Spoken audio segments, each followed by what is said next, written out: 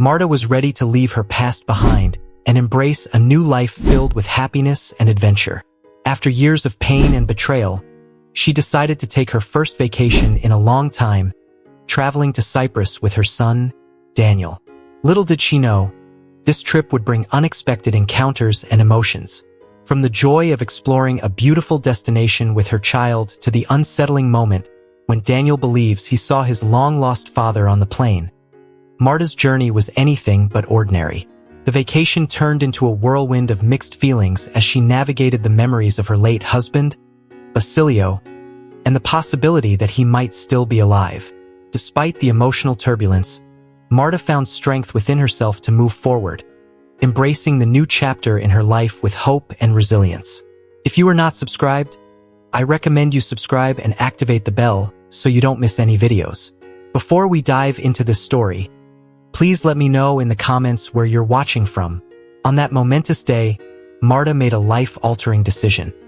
It was time to truly embrace the life she had been denying herself for so long. No more, she declared silently to herself, feeling the weight of years lift from her shoulders.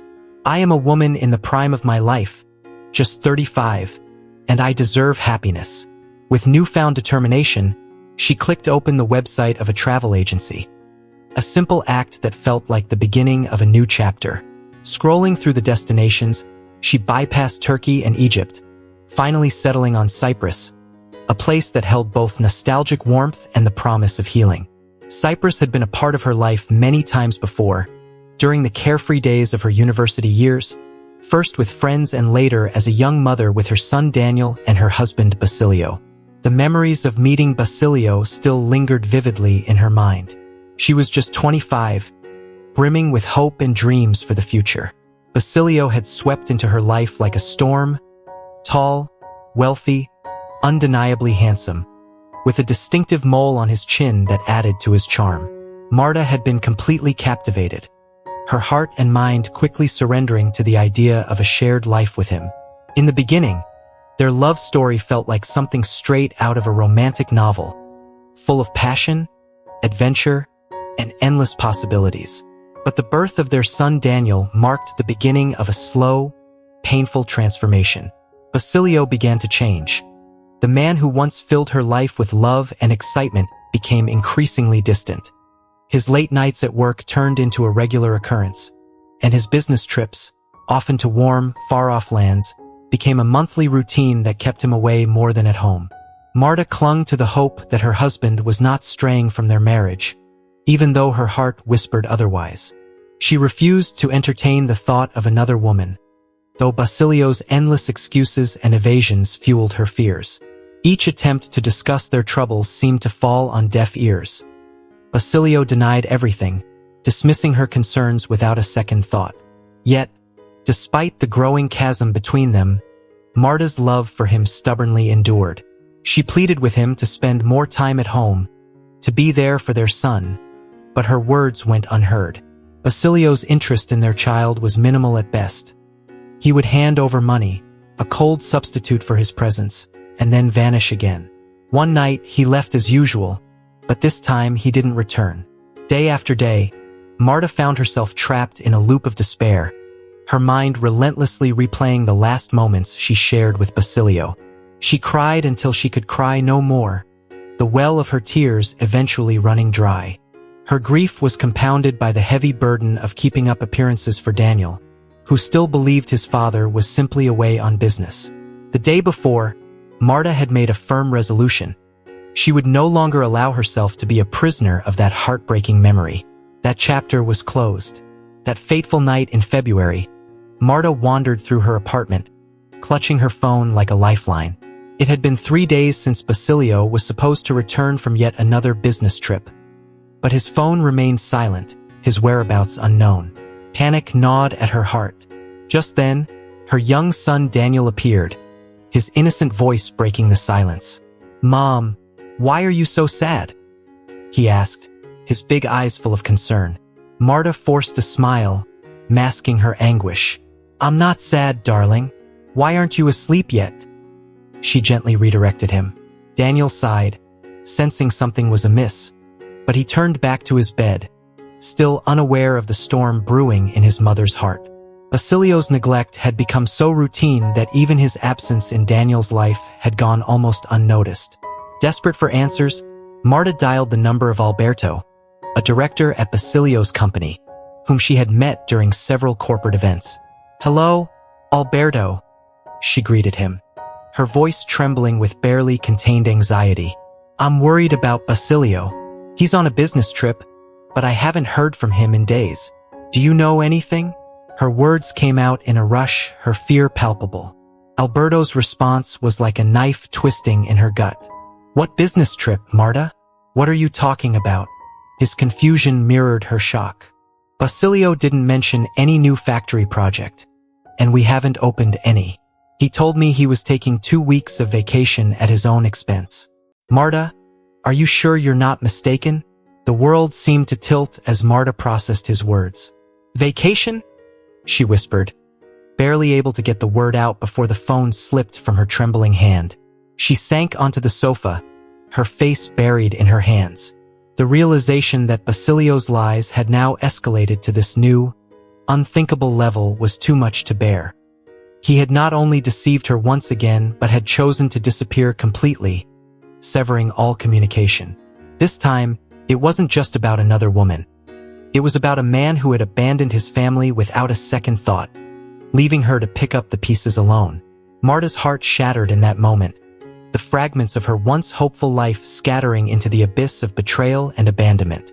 Of course, she should have walked away long ago, the very moment she noticed the first signs of his betrayal. But Marta had stayed with Basilio for the sake of their son, Daniel. Her husband's wealth provided a life of comfort, a promise of a good education, and the luxury of trips and experiences for their child. The thought of raising Daniel on her own, juggling both parenthood and the demands of a career, seemed overwhelming. How long could she possibly keep up such a relentless pace, and what impact would it have on Daniel? Yet, deep down, Marta knew these weren't the only reasons she couldn't bring herself to leave Basilio. Despite his unforgivable behavior, her heart still harbored a love for him, twisted as it had become. But now, she had to find the strength within herself to break free. Enough of the humiliation. Countless women had faced similar trials and had found the courage to leave, managing to raise their children alone, and Marta was determined that she could do the same with Daniel. Just as these empowering thoughts began to take root, the shrill ring of the phone interrupted her resolve. It was Alberto, Basilio's colleague, on the other end. "Marta, it's me again," he said, his voice tinged with hesitation and unease.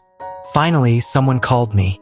Yes, Basilio is indeed on a business trip, but not at the factory," he added quickly, almost as if trying to soften the blow. "I think it's better if we don't discuss this over the phone. Can I come by to see you now?" Numbly, Marta agreed, and as she waited for Alberto's arrival, she busied herself with tidying up the apartment, a futile attempt to distract herself from the growing sense of dread. Basilio's company office was only a short drive away, so it wasn't long before the doorbell rang. Alberto stepped inside, and after the initial greetings, they sat together on the sofa. A heavy silence hung in the air, stretching into what felt like an eternity. Alberto seemed lost, searching for the right words, but finding none. Marta let out a heavy sigh, bracing herself for whatever was to come. In short, Basilio went to Norway to go snowmobiling on the ice. They do this often, Basilio and his friends. Alberto began, his voice betraying the tension he felt. Marta was taken aback by yet another revelation about her husband's secret life. "Yes, but that's not the main issue. Right after your call, a colleague brought me some information from Norway. There was a slight rise in temperature there. It's illegal to use snowmobiles in such conditions." But what? Just say it," Marta demanded, her patience fraying at the edges. But Basilio decided to go out on the ice anyway. And he fell. Marta's world spun. "How is that possible?" she asked, her voice barely a whisper as the color drained from her face. "Marta, are you all right? Should I call an ambulance?" Alberto asked, his concern evident. No, that won't be necessary. He's gone, isn't he?" The words felt like a sledgehammer to her chest. Alberto hesitated, his expression pained. Yes, it didn't happen on the lake itself, but on a nearby river. The current was strong, and they hadn't recovered his body. The rescuers say there's no hope of finding him alive. It was as if the ground had been ripped out from under her. Just minutes ago, she had been cursing Basilio, finally ready to break free from him, and now she was being told that he was dead. Marta's eyes glazed over as she stared blankly ahead, lost in the shocking twist of fate. It was like watching scenes from her life play out in an old silent movie. Disconnected, surreal. Alberto, sensing her distress, went to the kitchen and returned with a glass of water, his voice a mixture of sympathy and awkward reassurance. The company will help with the inheritance and any legal matters. I promise, he offered. But how can they declare him dead if they haven't even found his body? What if he's still alive? Marta's voice trembled with a desperate hope she knew was irrational.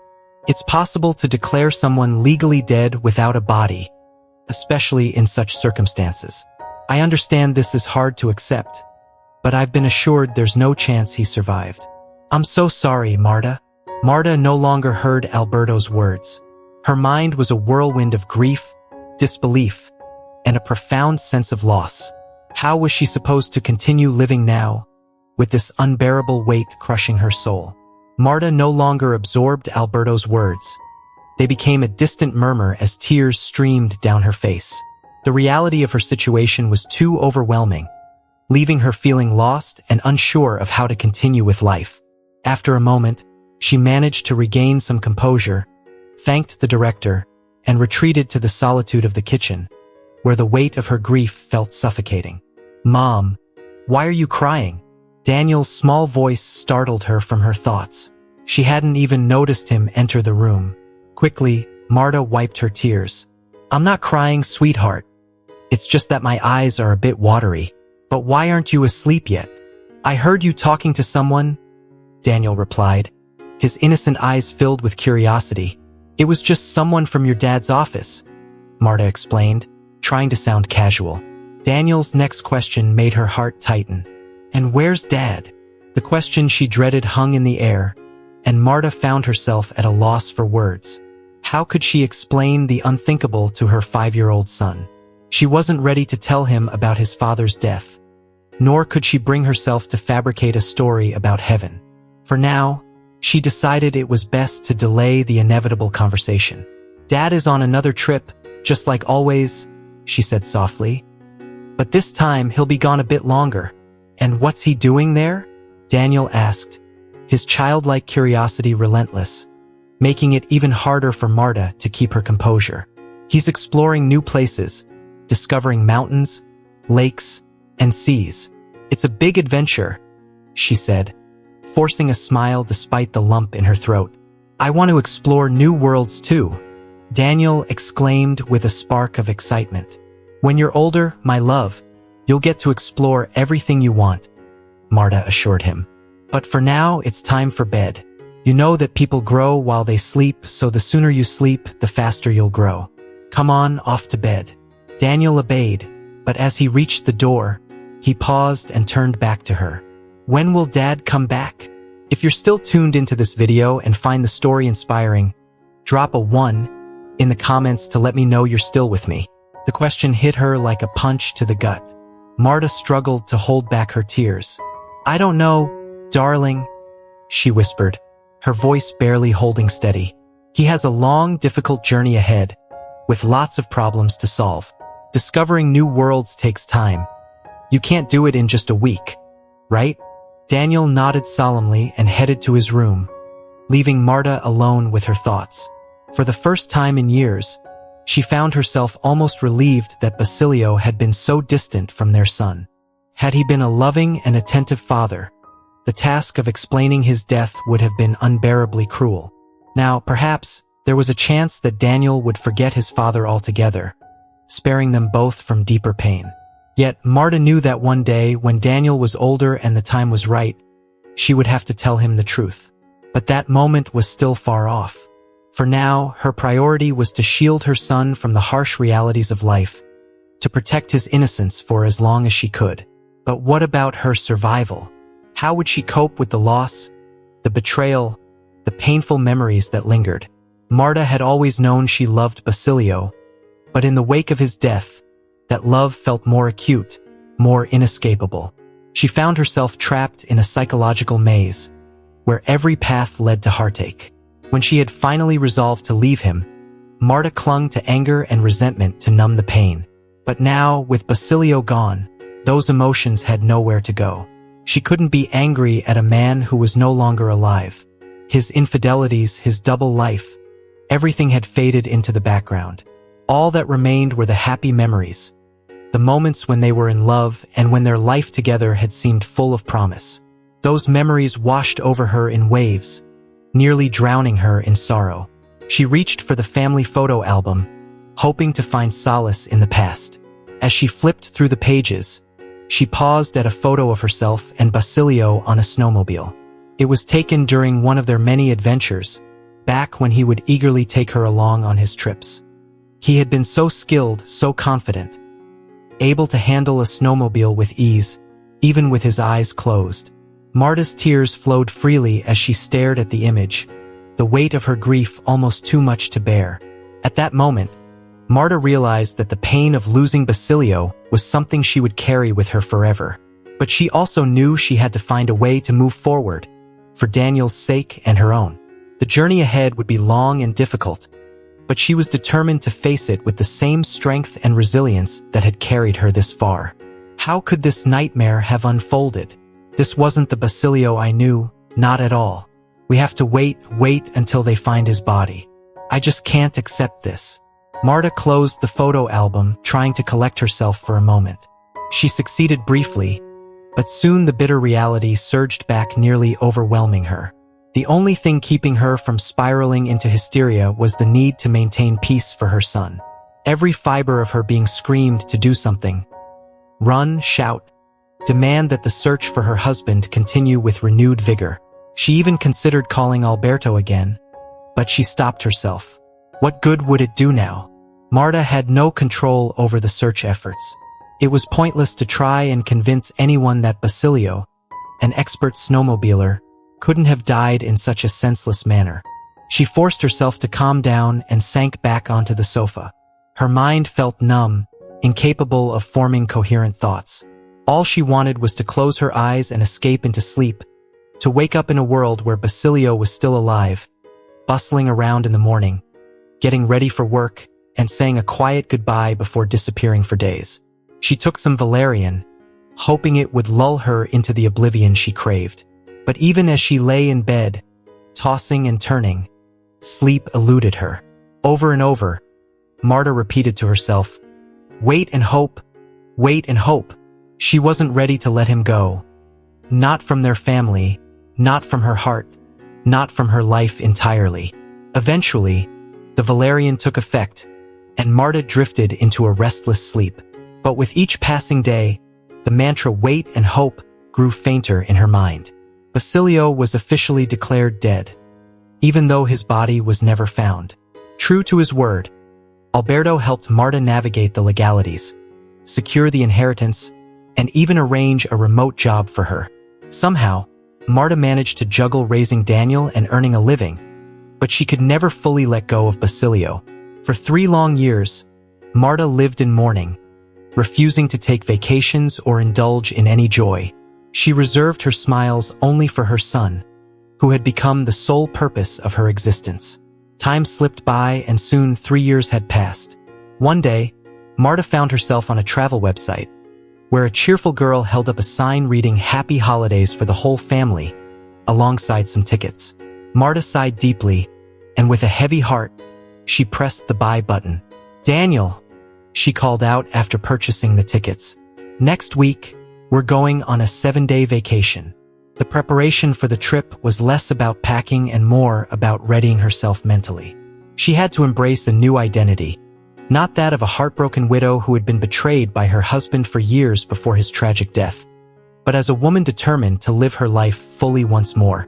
The days flew by, and before Marta knew it, it was time to leave for the airport. As she sat with Daniel in the waiting area, Memories of her last trip with Basilio flooded her mind. It had been 5 years ago, just before everything began to unravel. They had sent Daniel to his grandmother's and spent a week in Turkey, trying to reconnect.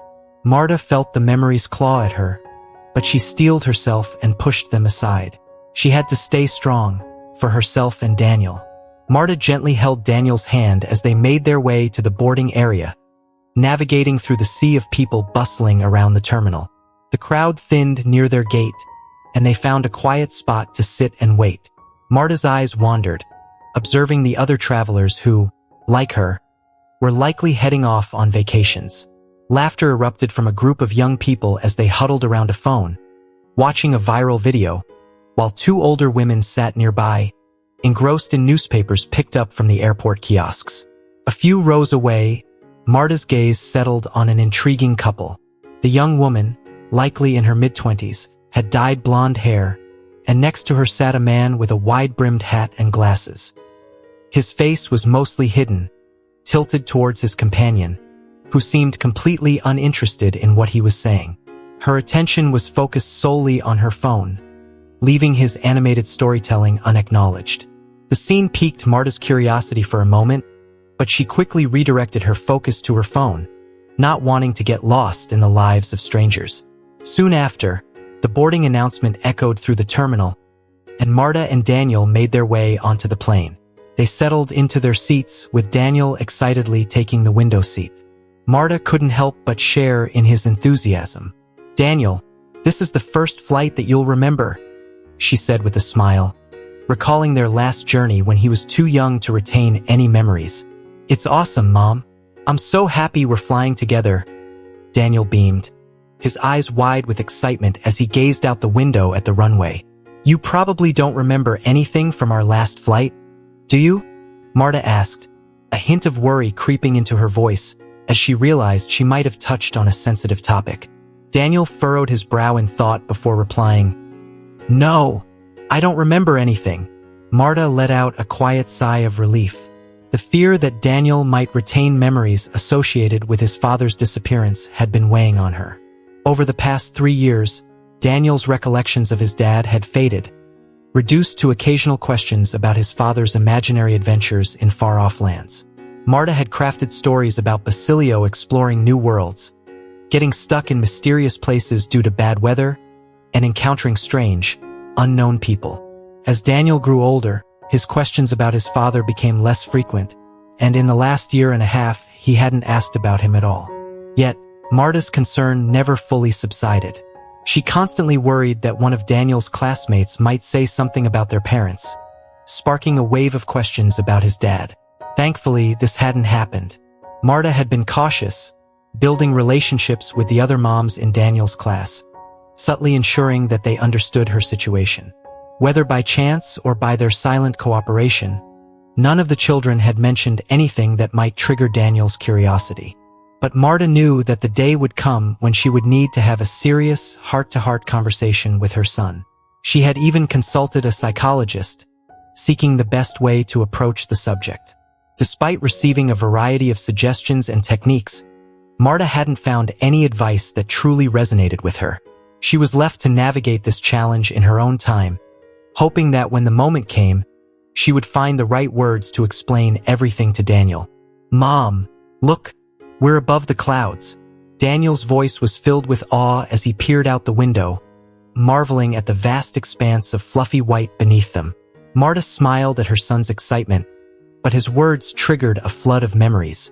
She couldn't help but think back to a similar flight years ago, when Daniel, just a toddler, sat quietly in Basilio's arms, gazing out of the window with wide-eyed wonder. The cabin was alive with the noise of other children laughing and crying, but Daniel remained calm, nestled safely in his father's embrace. Marta had looked at her little family back then, feeling a deep sense of contentment, never imagining that it would be their last flight together as a family.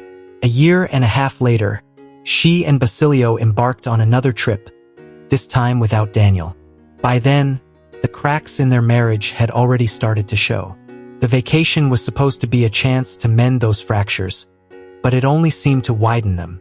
The misunderstandings and suspicions that had taken root between them couldn't be smoothed over by the warm sun or scenic views. Even after returning home, their relationship continued to deteriorate. Snapping back to the present, Marta called the flight attendant and asked for a glass of water. She had vowed to herself not to dwell on the past, to move forward and embrace a new life, but her memories had a way of sneaking up on her, dragging her back to those painful days. The internal struggle left her feeling unsettled, almost as if she had betrayed her resolve. But no, she had to stay strong to keep moving forward. Taking a sip of the water, Marta closed her eyes, willing herself to relax and maybe catch some sleep. But her reprieve was short-lived. "Mom, I need to go to the bathroom," Daniel said, gently shaking her awake.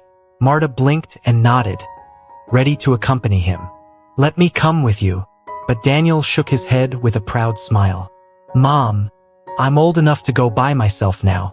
I'm 8 years old, remember?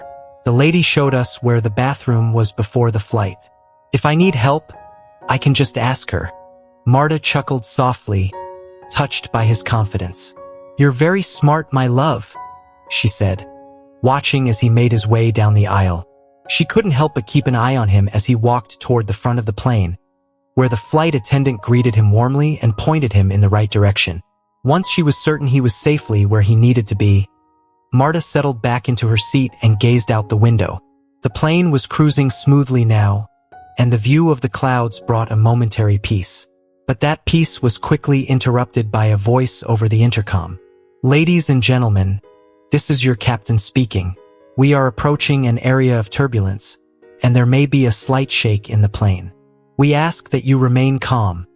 The situation is normal, and everything will be over in a minute." The words had barely left the captain's mouth when the plane began to jolt and shudder. Marta's heart raced as she thought of Daniel alone in the bathroom. "My boy," she whispered in panic. "He must be terrified in there." Instinctively, she started to get up from her seat, but before she could make her way down the aisle, a flight attendant's voice stopped her.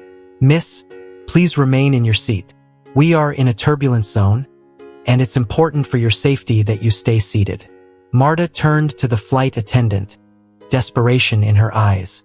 "But my son is in the bathroom. I need to go to him." "Don't worry," the flight attendant assured her gently. "He'll be fine." Marta hesitated, torn between following the rules and her maternal instinct to protect her son. The plane continued to shake, and she gripped the armrests tightly, praying for the turbulence to pass quickly.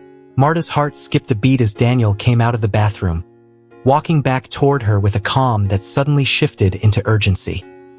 His small frame paused, his eyes wide with fear, before he hurried to her side. She could see the fear etched on his pale face. "Mom!" His voice trembled, barely audible over the hum of the plane. "Daniel, what's wrong? Did the turbulence scare you?"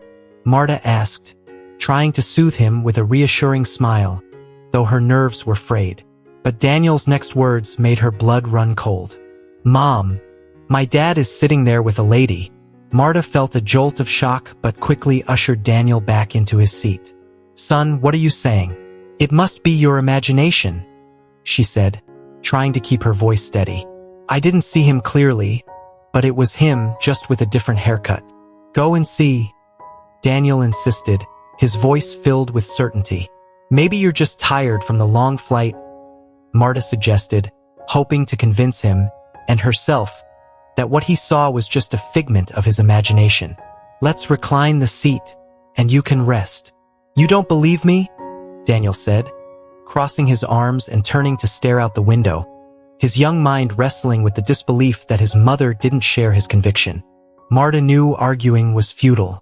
She could see how shaken Daniel was, but how could she admit that she, too, was rattled by his words? What if he was right? What if the man Daniel saw did resemble Basilio? The mere thought of it unbalanced her, stirring a mixture of fear and hope she wasn't ready to face. It would be so easy to get up, walk down the aisle, and confirm whether Daniel's suspicions were true. But Marta couldn't bring herself to do it. The risk of seeing someone who looked so much like Basilio might shatter the fragile resolve she had built over the years. If you're still tuned into this video and find the story inspiring, Drop a 2 in the comments to let me know you're still with me. So, she remained seated, hands gripping the armrests, unable to relax for the remainder of the flight. She feared even glancing toward the aisle, her heart pounding in her chest. When the plane began its descent and eventually landed, Marta felt an odd sense of relief mixed with dread. As the other passengers stood up to retrieve their belongings, Marta and Daniel remained seated. She wasn't in any rush to join the throng of people hurrying to disembark. She preferred to wait until most had cleared out, giving her time to regain her composure. But then, she saw him. The man Daniel had pointed out earlier stood up from one of the front rows, reaching for his luggage. Marta's breath caught in her throat. The resemblance was uncanny. Broader shoulders, shorter hair, but the same face she had once loved so dearly. And then she saw it. A small mole under his chin, just like Basilio's. This can't be happening, she thought, her mind reeling. No, this is some sort of cruel coincidence, a trick of fate. But the evidence was right in front of her, shaking her to her core. The man, oblivious to her scrutiny, put on his wide-brimmed hat, took the hand of a blonde woman beside him, and together they began to leave the plane. Marta's heart raced as she fought to keep her emotions in check, for Daniel's sake. The urge to cry, to confront, to understand what was happening overwhelmed her, but she forced herself to remain still. Whatever this was, coincidence or something more, Marta knew she had to face it eventually, but not now. Not like this. Marta lingered longer than usual on the plane, waiting until the aisle was nearly empty before telling Daniel it was time to go. She wanted to avoid the unsettling possibility of running into that man again as they exited. The anxiety gnawed at her, but she couldn't suppress the need to know more. As they approached the check-in desk, Marta's heart raced. The airline employee was busy preparing for another flight, but Marta couldn't walk away without trying to ease her troubled mind. "Excuse me, can I ask if a particular person flew with me on this flight?" Marta's voice trembled slightly, betraying her emotions. "I'm sorry, but I'm currently handling another flight," the young woman replied, not lifting her gaze from her task. "But theoretically, could you check the database for me?" Marta persisted, her desperation seeping through. "It's not the same airline," the employee replied, her tone firm but sympathetic. "Even if I could, it would violate privacy laws. Please understand." Marta leaned in closer, lowering her voice so Daniel wouldn't overhear.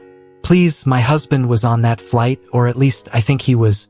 He disappeared years ago without a trace." The sincerity and pain in Marta's eyes softened the employee's resolve.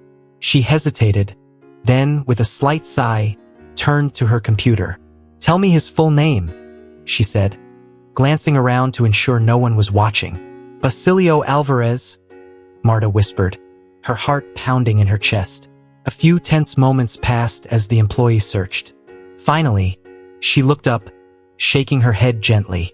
"That person did not fly on your flight. I'm very sorry, but I ask you to leave now and please, don't tell anyone what I did." "Of course. Thank you," Marta replied, her voice barely above a whisper. She felt a strange mix of relief and confusion as she took Daniel's hand and slowly walked toward the baggage claim area. As she stood by the conveyor belt, watching the suitcases circle, she caught a glimpse of the man with the hat. He had already retrieved his luggage and was heading toward the exit with his companion. Marta's breath caught in her throat, but then she told herself, "Thank goodness it's not him. Otherwise, I don't know what I would have done."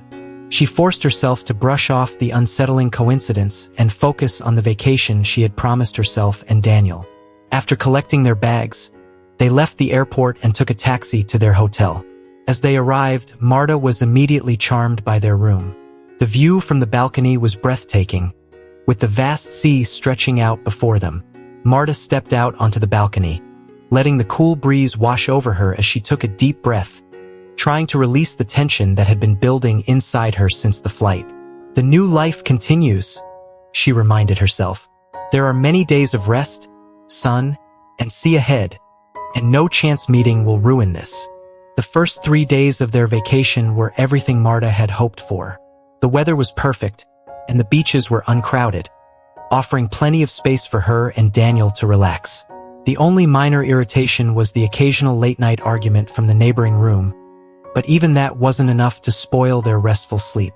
Each afternoon, Marta made it a ritual to stand on the balcony, gazing out at the sea.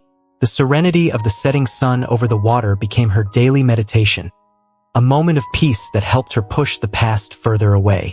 On the fourth day, the weather took a turn. The sky was overcast, and the sunset was hidden behind thick clouds. Marta stepped out onto the balcony, hoping for a glimpse of the horizon, but the dull, gray sky offered little comfort. She was about to retreat indoors when she overheard the voices of the couple from the room below. Their conversation was loud and unmistakably heated. "Are you interested in anything in life besides money, Dora?" The man's voice echoed up to her, filled with frustration. "Of course, but you need to give me something to be interested in," the girl shouted back, her tone sharp and defensive. Marta froze, recognizing the voices immediately as the same couple who had been disturbing her sleep with their nightly quarrels.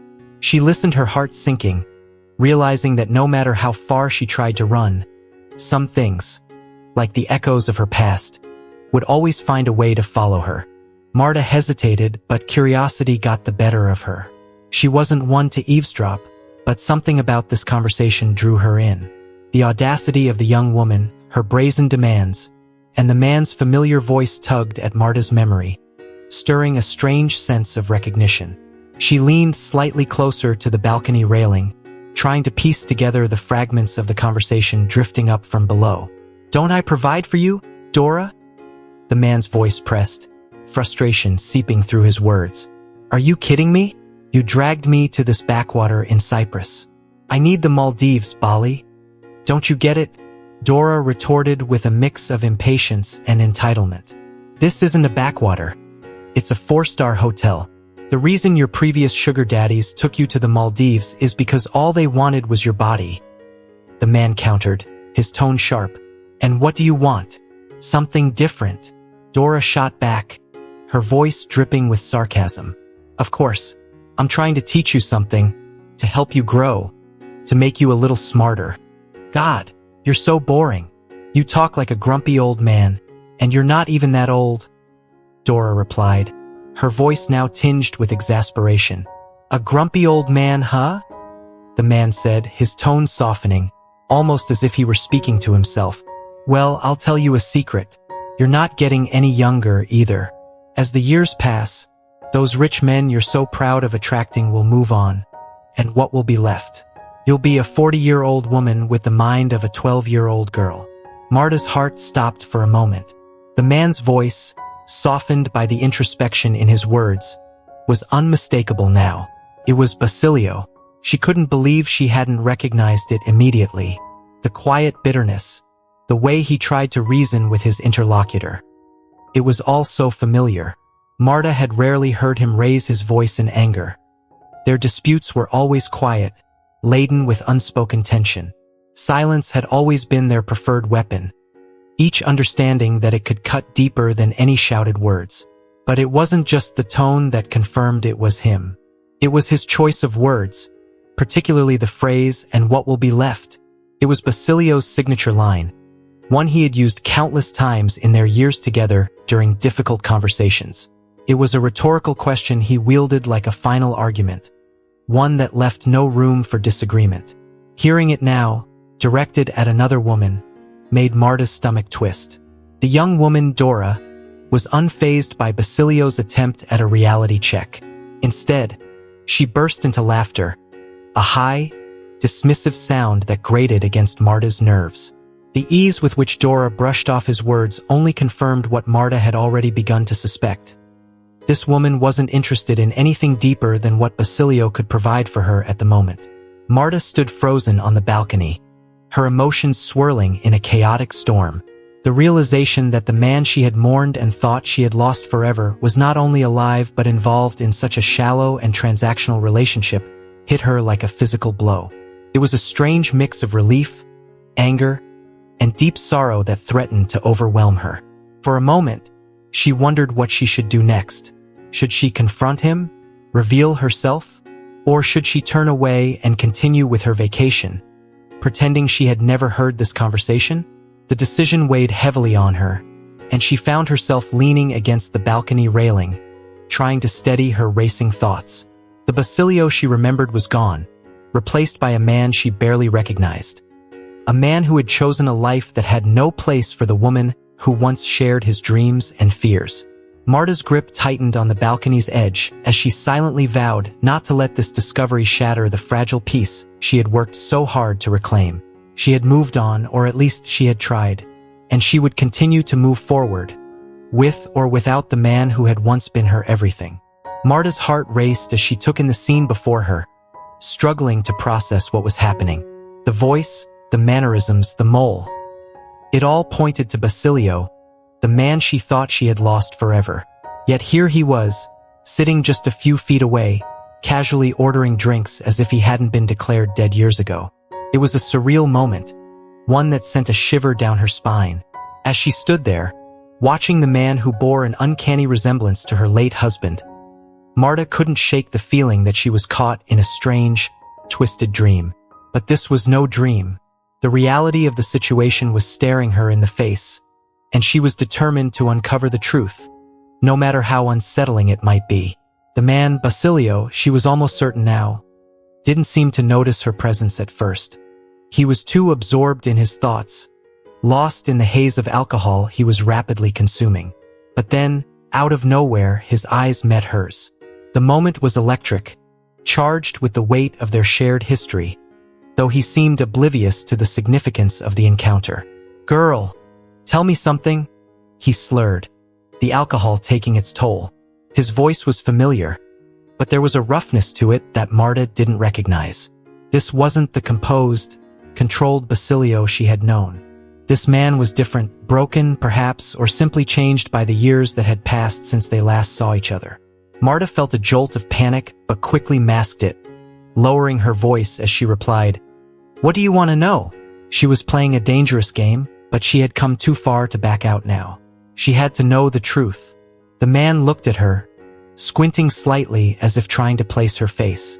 "Do you ever wonder what it's all for?" he asked, his voice thick with the weight of something unspoken. "All the running, the hiding, the pretending, does it ever make you question what the point of it all is?" Marta's breath caught in her throat. There was something in his words that resonated deeply with her, something that echoed the sentiments she had grappled with in the years since Basilio's supposed death. But she couldn't let her emotions get the better of her. Not now. She had to stay focused, had to keep her guard up. "Maybe it's not about the running or hiding," she said cautiously, choosing her words carefully. "Maybe it's about finding out who you are when everything else is stripped away." The man, Basilio, nodded slowly, as if considering her words.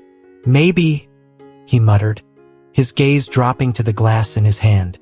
For a moment, he seemed lost in thought, the bravado and anger from earlier fading into something more introspective, more vulnerable. Marta wanted to reach out to him, to ask him outright if he was Basilio, if he was her husband who had vanished from her life without a trace. But she held back, afraid of what the answer might be. If it was him, why had he stayed hidden all these years? And if it wasn't, what kind of man had she been trailing in this desperate bid for answers? As she grappled with these questions, the man drained the last of his drink and stood up, swaying slightly as he did so. "I should go," he said, more to himself than to Marta. He left a few bills on the counter and turned to leave, but not before casting one last, lingering glance in her direction. Marta watched him go, her heart heavy with a mix of emotions she couldn't quite untangle. She had come so close to the truth, yet it still eluded her, slipping through her fingers like sand. All she could do now was follow him, hoping that the answers she sought were just around the corner. She took a deep breath, steeling herself for whatever came next. This was no longer just about uncovering the truth. It was about reclaiming control over her life, about facing the ghosts of her past and finally putting them to rest. And so, with her heart pounding in her chest, Marta set off after the man who might just be the key to unlocking the mysteries that had haunted her for so long. Marta felt her heart begin to pound with a ferocity that she hadn't experienced in years, the familiar thud echoing in her chest as a storm of emotions swirled inside her. It wasn't just the shock of seeing Basilio, her husband, whom she had believed dead for so long, but the complexity of emotions that now threatened to overwhelm her. She had spent years grieving for this man, shedding countless tears for the life they had shared, and struggling to piece together her shattered world after his sudden, inexplicable disappearance. And now, here he was, sitting just a few feet away, alive and well as if nothing had ever happened. As Basilio's voice reverberated through the dimly lit bar, Marta felt a wave of disbelief washed over her. This was no mere coincidence.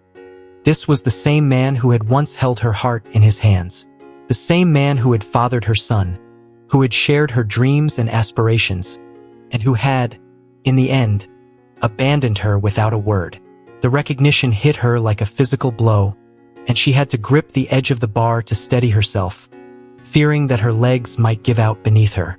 The conversation between them unfolded with an almost surreal quality, as if she were watching a scene from a movie, detached and yet painfully aware of every word, every nuance. Basilio's tone was casual, even flirtatious, but underneath it all, Marta could sense the bitterness that had always lurked in the shadows of their relationship. He spoke as if they were strangers, as if the years they had spent together were nothing more than a distant memory, blurred and forgotten. But for Marta, those memories were as sharp as ever, cutting into her like shards of glass. Her mind raced as she tried to make sense of the situation. How could this be? How could Basilio, the man she had mourned for so long, be sitting here, chatting up women in a bar, as if the last few years had never happened? It was unthinkable, unimaginable. And yet there he was, alive, breathing, and utterly unaware of the turmoil he had just unleashed in her heart. She felt a surge of anger, followed by an equally powerful wave of sorrow. How dare he? How dare he show up like this, without warning, without any explanation, as if he had every right to continue living his life while she had been left to pick up the pieces of hers. The more they talked, the more Marta felt herself being drawn into the conversation, even as every instinct told her to walk away. She had to know. She had to understand why. Why had he done this to her?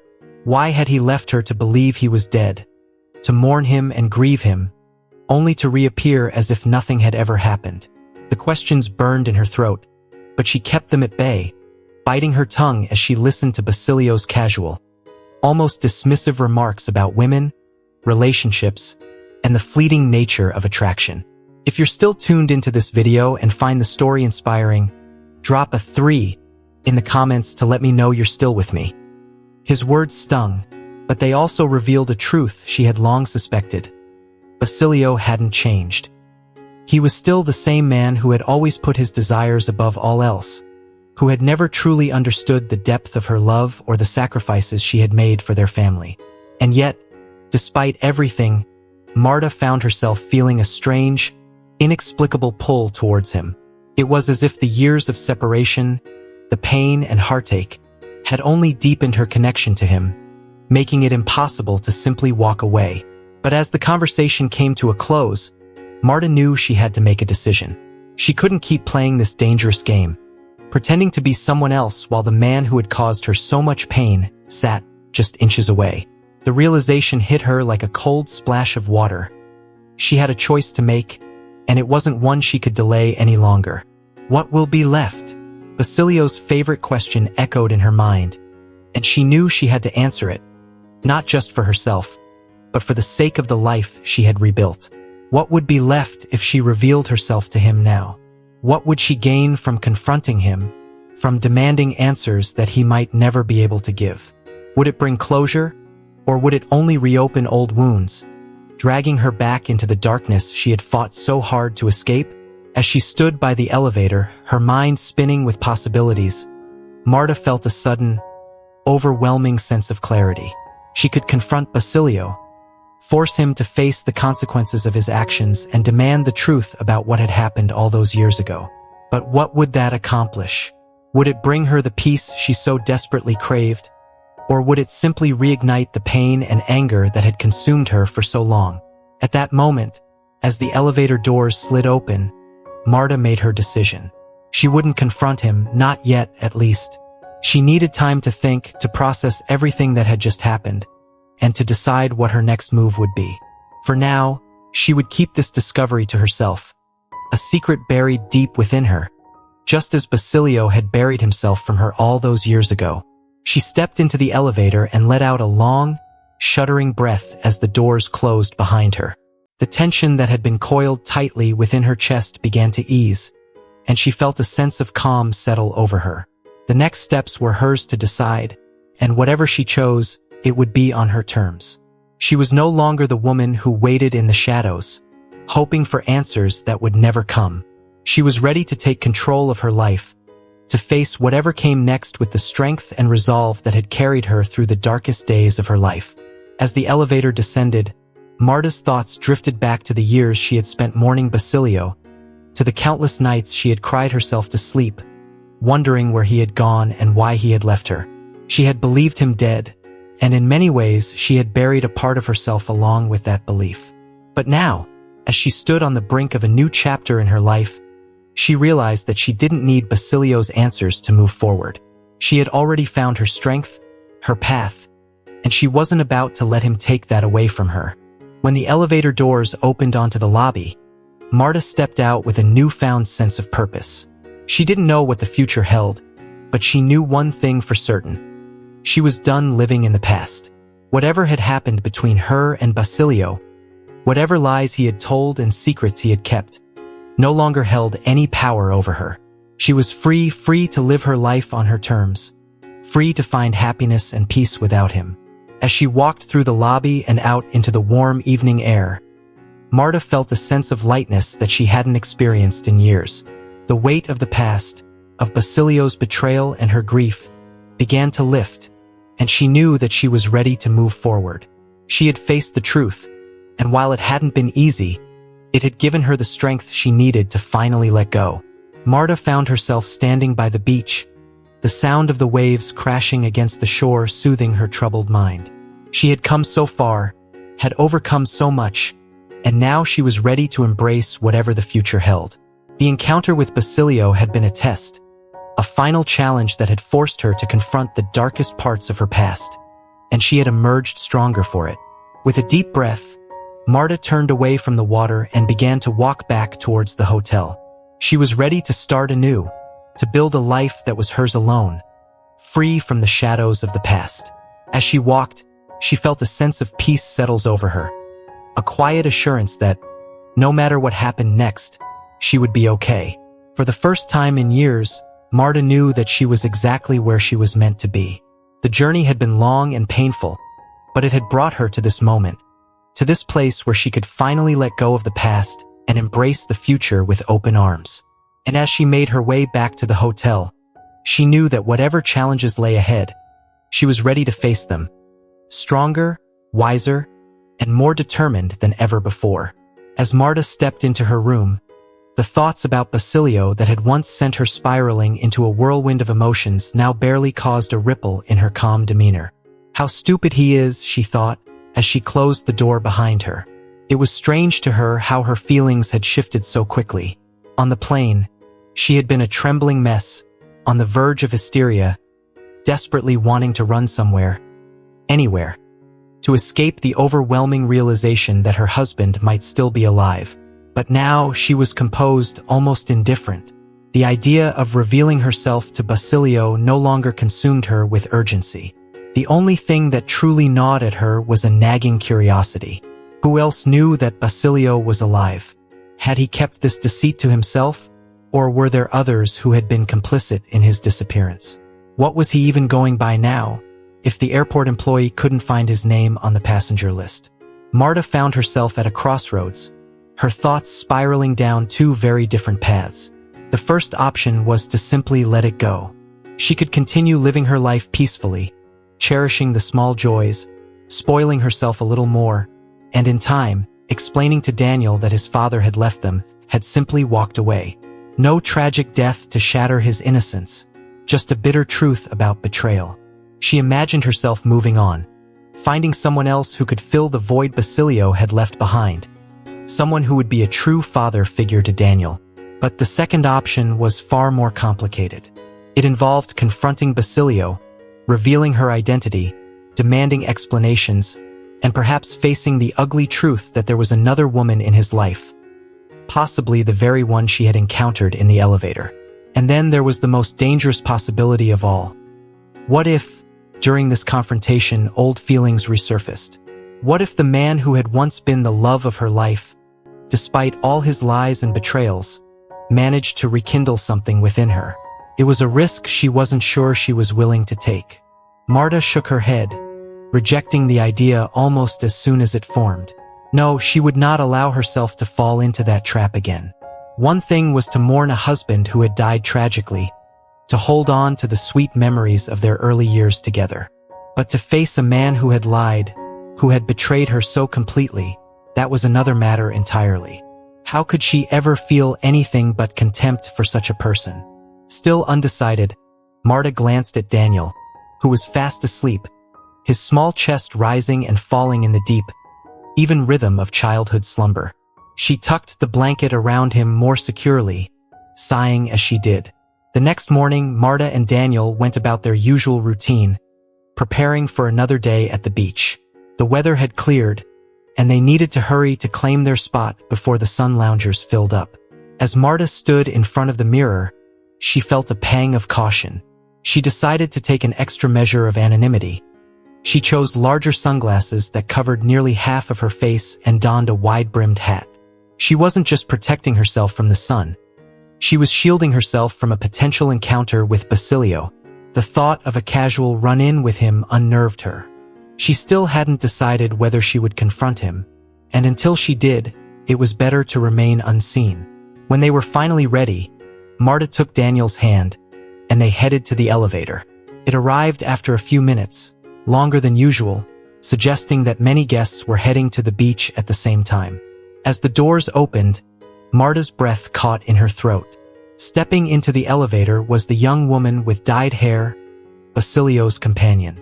This time, she wasn't absorbed in her phone, but her face was twisted into a scowl. "I had to wait much longer. They multiply and then occupy the elevators," the girl sneered, her voice dripping with irritation. Marta was taken aback by the rudeness but kept her composure. "How dare you, miss? There's only one elevator for all the floors, and there are many guests."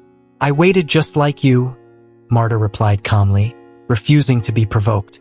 "I don't care how long you waited," the girl shot back, her tone laced with disdain. "You're wearing old clothes, and you dare to say something?" The insult rolled off Marta like water off a duck's back. This girl's petty jabs couldn't touch her.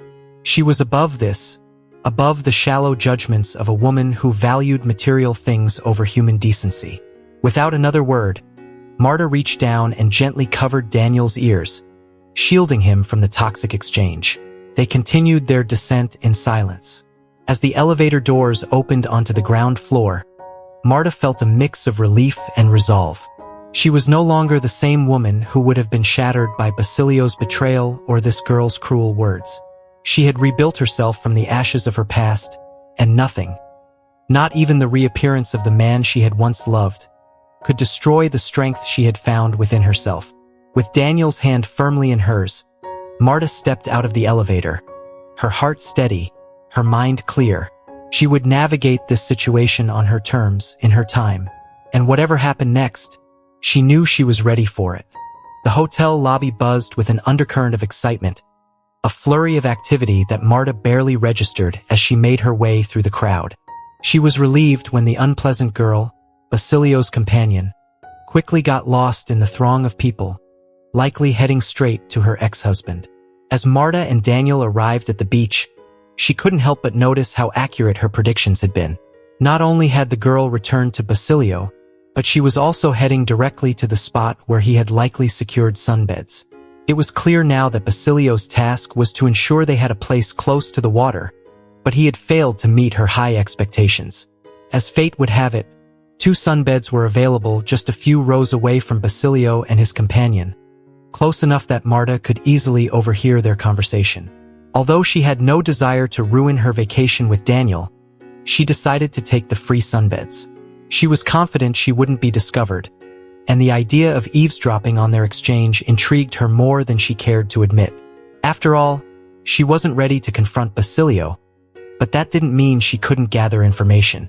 Marta reclined next to Daniel, applying sunscreen and settling into her sunbed. It didn't take long for the familiar sounds of an argument to reach her ears. "You couldn't find a spot closer to the sea?"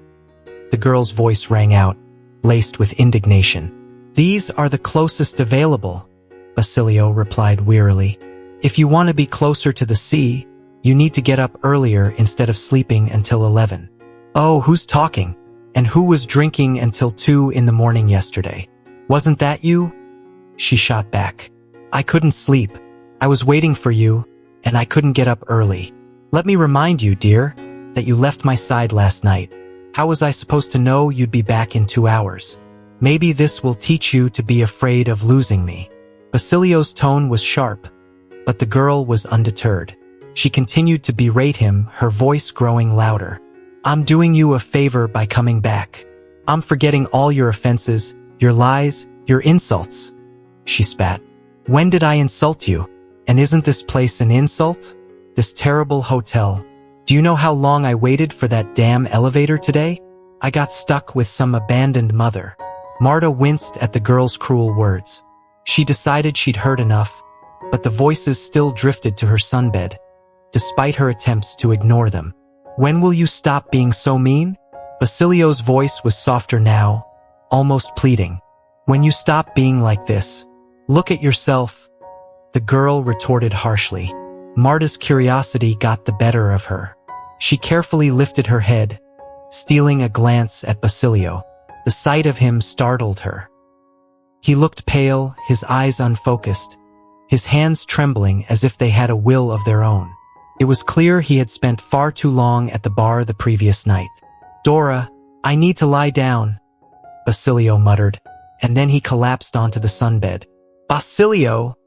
the girl screamed, her voice now tinged with genuine fear. "What's wrong with you? Someone help him." In an instant, the girl's earlier irritation dissolved into panic. Marta could see the fear in her eyes, but she couldn't tell if it was fear of losing someone she loved or the fear of losing the financial security he provided. Either way, the girl's fear seemed useless, as she did nothing but scream for help. Marta, on the other hand, sprang into action. She quickly knelt beside Basilio, checking his breathing and pulse. He was breathing, but his pulse was weak, too weak. "Get an umbrella to cover him from the sun," Marta ordered, her voice calm and authoritative. What umbrella? Why?" The girl's confusion only highlighted her ineptitude in a crisis. "Just go to the hotel and get a doctor. Fast," Marta snapped. As the girl ran towards the hotel, Marta realized that she would have to administer first aid herself.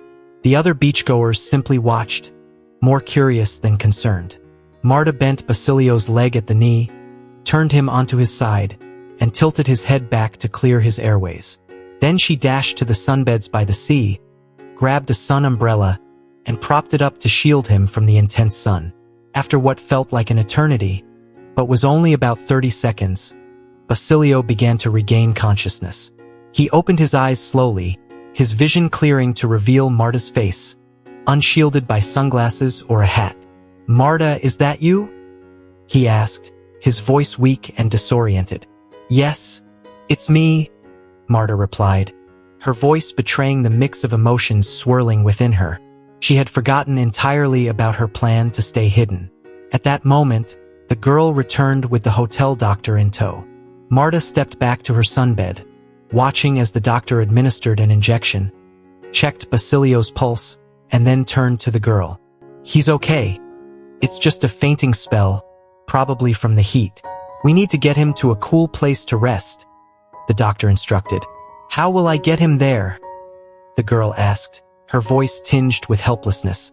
If you're still tuned into this video and find the story inspiring, drop a 4 in the comments to let me know you're still with me. "I'll go myself," Basilio whispered, struggling to his feet. He looked around, his eyes searching for something or someone. But Marta had already slipped her sunglasses and hat back on, effectively blending into the background. Basilio, unable to spot her, allowed the girl to lead him back to the hotel. Marta remained on the beach, her mind racing. The situation had just become far more complicated. Basilio knew she had seen him, but they hadn't had a chance to talk. Would he dismiss it as a hallucination from his fainting spell, or would he seek her out? The thought of seeing Basilio again filled Marta with a mix of dread and resignation. The curiosity that had driven her earlier now felt like a burden. She glanced at Daniel, who was engrossed in his phone, and wondered how he would react to seeing his father. Basilio would almost certainly want to reconnect with his son, perhaps even try to take part in his upbringing. The idea of Basilio re-entering their lives, after everything that had happened, was both terrifying and heartbreaking. How could she protect Daniel from the pain of knowing that his father, who he thought had died, had chosen to abandon them? As Marta sat on the sunbed, the waves of the sea gently lapping at the shore, she realized that the next move was hers to make. Whatever path she chose, it would have to be in the best interest of her son and herself. For now, though, all she could do was wait and see what Basilio would do next. The events of the day had laid bare a stark contrast for Basilio. The difference between being with a wise, experienced woman and a superficial, self-centered girl. The realization was unmistakable, and it gnawed at Marta. The last thing she wanted was for Basilio to re-enter her life, especially with apologies and pleas for forgiveness. Though Marta had a compassionate heart, capable of overlooking many flaws, betrayal was something she could never forgive. Determined to shake off the unsettling encounter, Marta gathered her belongings and took Daniel to the hotel cafe for lunch. But everywhere she looked, she saw Basilio's face. His presence seemed to haunt her in every man seated there. Her anxiety stole her appetite, and after barely touching her food, she took Daniel by the hand and retreated to their room. Exhausted, she lay down on the bed, hoping to find some peace. Just as she began to relax, the phone rang, its shrill tone pulling her back to reality. Frustrated, Marta rummaged through her beach bag, trying to locate the phone, but before she could find it, someone knocked on the door. "Wait a second," she called out, continuing her search. The phone stopped ringing, but the knocking persisted, this time more insistent. "What is going on?" Marta muttered irritably as she gave up on the phone and went to answer the door. She swung it open, and there stood Basilio in the hallway. Shocked, Marta slammed the door shut without a word. "Marta, please wait." Basilio's voice came through the closed door. Marta hesitated, her heart racing as she considered her next move. After a few seconds, she reluctantly reopened the door. "How did you find me?" she demanded, her voice cold and accusatory. "I asked at the reception which room my wife was staying in, and they gave me your name." Basilio replied, a hint of smugness in his tone. "I'm not your wife," Marta shot back, her voice firm, refusing to be swayed by his cunning. "I know how you must feel right now, but please let's talk," Basilio pleaded, his tone softening. "You don't know anything," Marta snapped, her anger barely contained. "Just give me a chance to explain," Basilio begged. "Not now. The child will hear," Marta said, glancing back at the closed door to their room. "Then how about we meet in the hotel bar tonight at 10? Basilio suggested. Curiosity began to creep in, overriding Marta's initial reluctance. After a brief pause, she finally agreed. "All right, go." With the door closed behind him, Marta was left alone to prepare herself mentally for the upcoming conversation. She paced the room, her mind racing with questions. What would Basilio say? What lies would he concoct this time? Could she believe anything that came out of his mouth? Marta had no answers, only a resolve to be tough, unsentimental, and to approach everything he said with a critical eye. As the evening approached and after putting Daniel to bed, Marta made her way to the bar. She chose a secluded table at the back, where the music was softer, and she could maintain some privacy. The minutes ticked by slowly until, finally, she saw Basilio at the entrance. He scanned the room carefully before his eyes found her in the dimly lit corner. "Well, hello, Marta." Basilio greeted her, his voice laced with guilt. "We've already seen each other," Marta replied curtly. "Have you ordered anything?" No, I haven't. And you? Are you here to drink? Maybe it'll make this conversation easier, he said, trying to ease the tension. Go ahead and order. I'm not here for drinks, she responded, watching him closely as he got up to order 2 cocktails from the bar. When he returned with the drinks, she eyed him suspiciously. Did the doctors already allow you to drink? After fainting, it's usually best to wait, Marta said, a hint of concern masked by her cold demeanor. I ordered one without alcohol, Basilio admitted. By the way, thank you for helping me today on the beach. If you hadn't been there, I don't know if she would have called the doctor. It's no problem, Marta replied, brushing off his gratitude.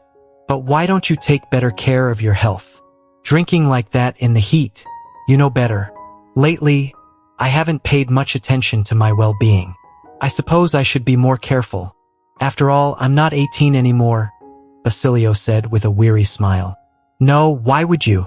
You're already dead, and health doesn't matter to a dead man, Marta retorted, her sarcasm sharp as a knife. Basilio sighed deeply, realizing how much he had to answer for. I'll start talking now. Please don't interrupt me. Just listen. I'll try, Marta replied, steeling herself for whatever was about to come. Basilio took a deep breath, the weight of his confession heavy on his shoulders. Marta, I never intended to hurt you. What I did, what I've done, none of it can be justified. I know that, but I need you to understand why. Marta sat silently, her expression unreadable as Basilio began to unravel the story he had been carrying for so long. He spoke of his fears, his insecurities, and the mistakes that had led him down a path of deceit and betrayal. He admitted to being a coward, too afraid to face the consequences of his actions, too selfish to consider the pain he was causing to the people he once loved. As he talked, Marta felt a mixture of emotions: anger, sadness, even a small amount of pity, but she kept her resolve. She would not let herself be drawn back into his web of lies and manipulation. When Basilio finished, he looked at her, his eyes pleading for some sign of forgiveness. But Marta remained silent, her heart hardened by the years of suffering she had endured. Finally, after what felt like an eternity, she spoke. I'm not sure what you expected from this conversation, Basilio, she said, her voice steady. But whatever it is, you won't find it here. You've made your choices, and so have I. There's no going back. Basilio nodded, his face a mask of resignation. I understand. I needed to say it. Well, now you have, Marta replied. And now, I think it's time for you to go. Basilio stood up, leaving the drink untouched on the table. Goodbye, Marta, he said softly before turning and walking away. Marta watched him leave, a sense of finality settling over her. She had expected to feel relief, but instead, there was only a hollow emptiness where her anger had once been. As she sat alone in the bar, she realized that this chapter of her life was finally closing. There would be no more questions, no more what-ifs. She could move on, free from the ghosts of her past.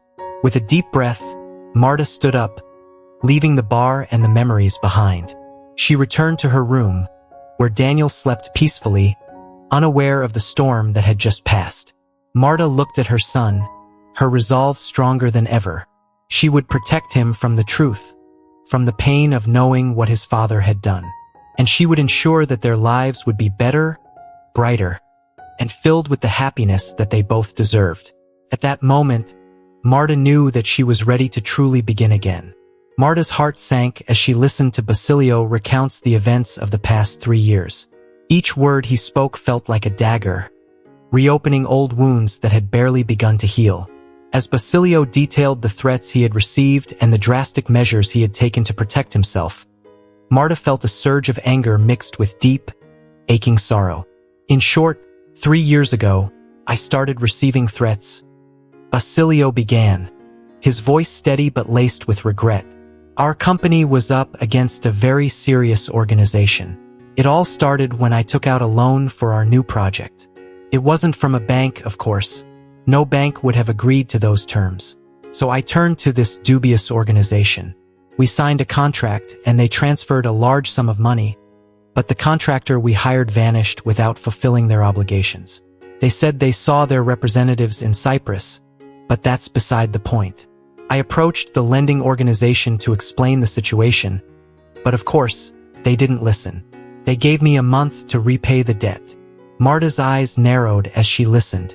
The story sounded all too familiar. A web of lies and deceit spun by a man who had always been too proud to admit his mistakes until it was too late. We went to the police, Basilio continued, but they said they couldn't help because neither the organization nor the contractor operated officially. From that point on, the threats started. They began calling me and sending emails, and I was terrified they'd come to our house, demanding the money back. How was I supposed to come up with that amount in just a month? As the days passed, the threats became more frequent, more intense, and I decided to leave at least for a while. Basilio paused, taking a sip of his cocktail as if to gather his thoughts. Marta remained silent, her mind racing. The man she had once loved was now a stranger, and his story, while compelling, did little to ease the pain he had caused. After a couple of weeks, I was planning to return when the security guard at the resort where I was staying informed me that a group of young athletes had been asking about me. I realized they had found me. There was nowhere to run. They'd catch me at the airport, at the train station, even at the resort. I was confused, scared, and convinced my life was over. I remember escaping into the forest, desperately searching for a signal. Miraculously, I found one and called Alberto, our CEO. I told him everything, but I couldn't tell you. I'm so sorry, Marta, but I couldn't risk revealing anything to you. Marta's breath caught in her throat. The realization that Basilio had involved Alberto in his plan, keeping her in the dark, added another layer of betrayal to the already overwhelming weight of his actions. In the end, we came up with a plan to fake my death, Basilio continued. We decided to use our regular snowmobile trips in Norway as a cover. I informed the company employees I was with there that I needed to report my death and somehow handle the rescuers. Alberto was to spread the news throughout the company and pass it on to you. Marta felt a wave of nausea. The man sitting across from her had orchestrated a lie so elaborate, so cruel, that it left her speechless. How could you? She whispered, her voice trembling with a mixture of rage and disbelief. I was trying to save lives, not just mine. Basilio responded, his tone defensive. They could have come after you after Daniel. And what about my life, Basilio? Do you think money or inheritance could ease the pain you left me with? I haven't truly lived in 3 years. Do you understand that? This is the first vacation I've taken since you left. I'm sorry, Marta, truly I am, Basilio replied, his voice softening. But I had no choice. They could have taken us abroad, hidden us away. I had to do something.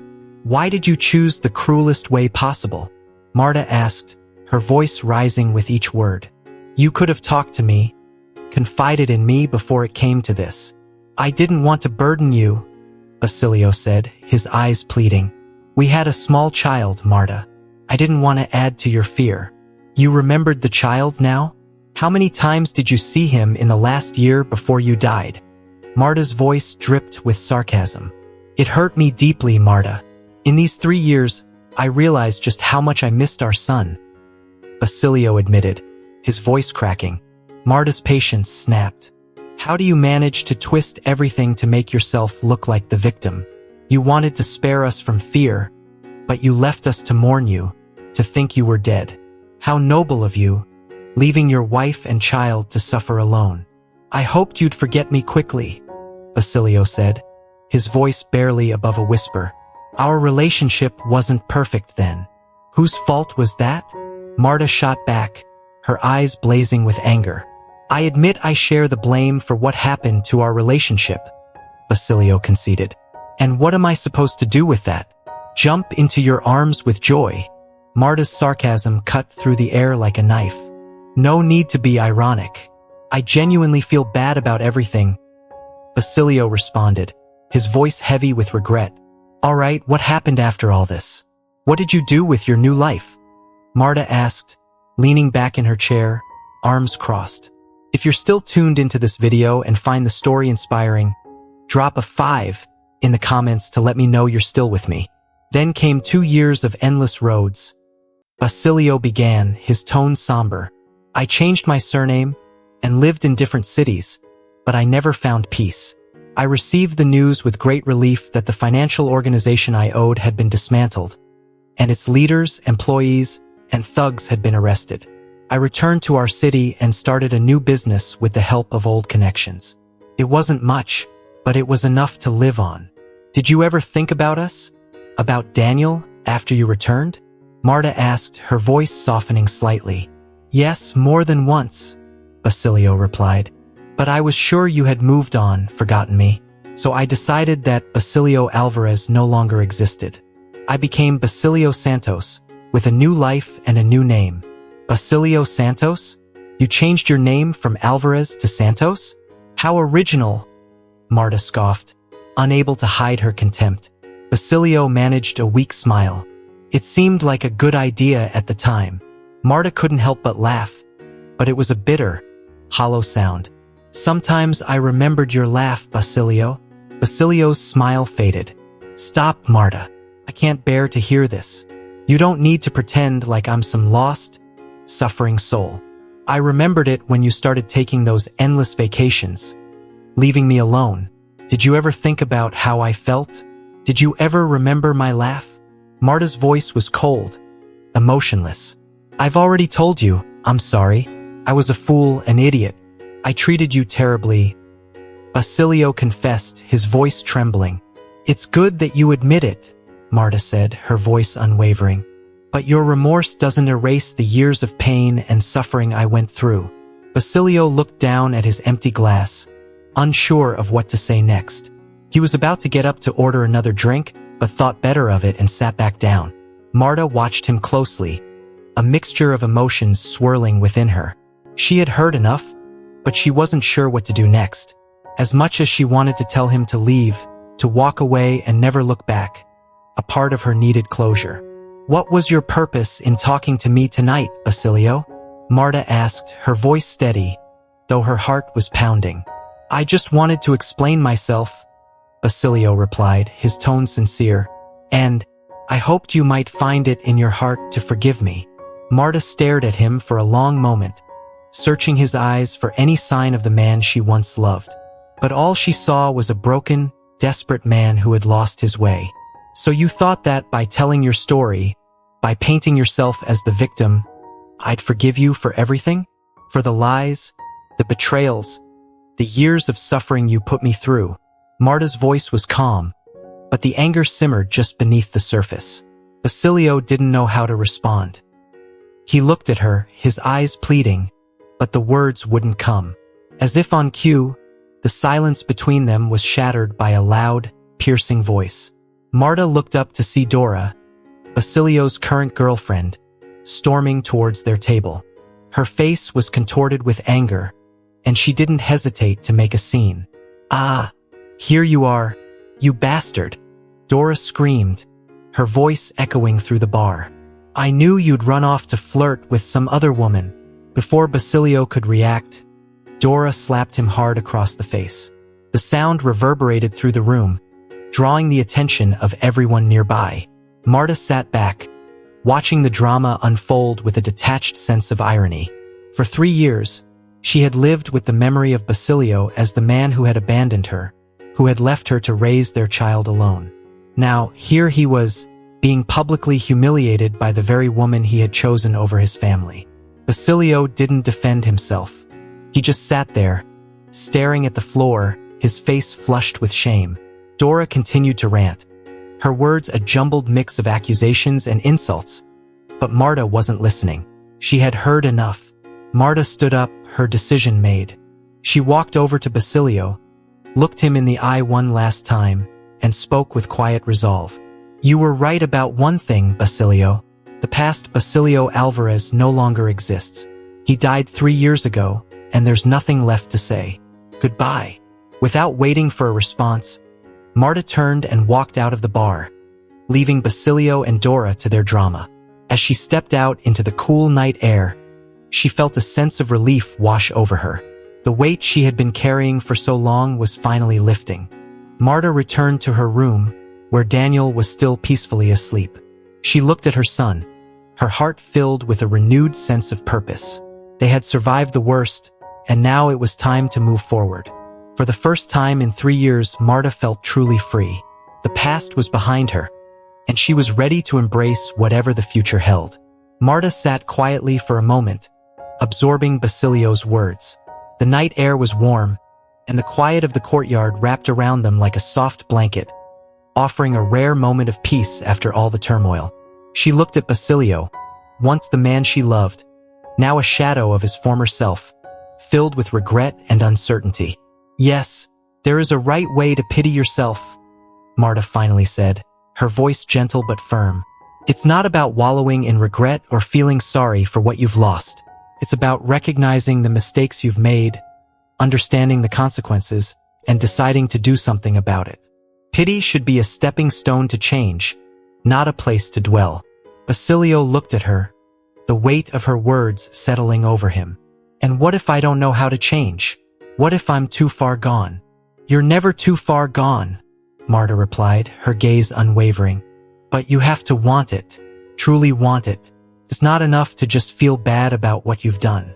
You have to take responsibility, not just for the past, but for the future as well."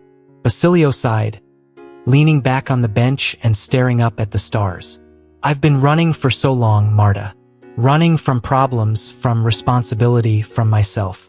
I thought I was chasing something, happiness, success, whatever. But maybe I was just running in circles." "Maybe you were," Marta agreed, her tone neither harsh nor forgiving, just honest. "But now you've stopped running. You're here, facing the mess you've made. That's the first step. The next step is figuring out where to go from here." "And where do I go from here?" Basilio asked, his voice tinged with desperation. Marta paused, considering her response carefully. "That's not for me to decide, Basilio. It's your life, your choices. But I'll tell you this, you need to stop looking for answers outside of yourself. The money, the women, the escape routes, they're not going to give you what you're searching for. You need to figure out who you are without all of that. What do you want? What kind of person do you want to be?" Basilio nodded slowly, as if the truth of her words was sinking in, bit by bit. "I don't know if I can do that, Marta." "You can," she said firmly. "But only if you stop making excuses and start making real changes. It won't be easy, and it won't happen overnight. But if you don't try, then you'll just keep living this half-life, full of regrets and missed opportunities." He turned to her, his eyes filled with a mix of sorrow and hope. "Do you think it's possible? To change? I mean," Marta smiled faintly, "I believe anyone can change if they truly want to. But it has to come from within. No one else can do it for you." They sat in silence for a few moments, each lost in their thoughts. The night was still. The only sound was the distant hum of the city and the occasional rustle of leaves in the gentle breeze. "You're a good person, Marta," Basilio said quietly, breaking the silence. "Better than I deserve." Marta shook her head. "I'm just someone who's been through a lot and learned a few things along the way. I'm not perfect, Basilio, but I've learned that holding on to anger and resentment only hurts you in the end. I've let go of a lot in these past few years. I had to, for Daniel's sake and mine." Basilio looked down at his hands, his fingers fidgeting with the hem of his shirt. "I don't know if I can ever make up for what I've done." "You don't need to make it up to me," Marta replied softly. "What's done is done. The best you can do now is to move forward, to be a better person from this moment on. For yourself, for Daniel, for anyone who comes into your life from now on." He nodded, the truth of her words sinking in. "Thank you, Marta, for everything, for helping me today, for listening, for just being you." Marta gave a small, sad smile. "You're welcome, Basilio. I hope you find what you're looking for." With that, she stood up, feeling a sense of closure she hadn't expected to find. As she walked away, she didn't look back. There was nothing left for her in the past, only the future to look forward to.